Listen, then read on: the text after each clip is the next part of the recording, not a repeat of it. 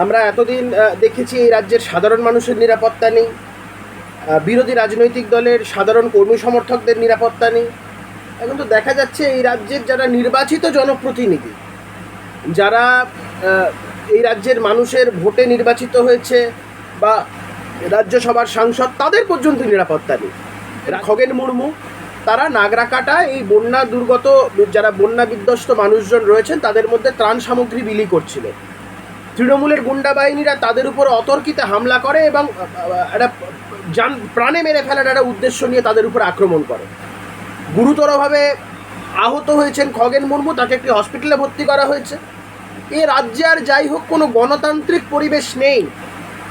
আমি রাজ্যের রাজ্যপাল, যিনি আমাদের এই রাজ্যের সাংবিধানিকভাবে আমরা যাকে আমরা রাজ্যের গার্জেন বলে থাকি, সেই কনস্টিটিউশনাল হেডের কাছে আমি প্রার্থনা জানিয়েছি, আমি প্রেয়ার জানিয়েছি, আমি রিকোয়েস্ট করেছি যে it's high time to act. এই রাজ্যে আর্টিকেল 355-এর ইম্পোজিশন অত্যন্ত প্রয়োজন এবং সেটা যত দ্রুত সম্ভব হয় ততই ভালো।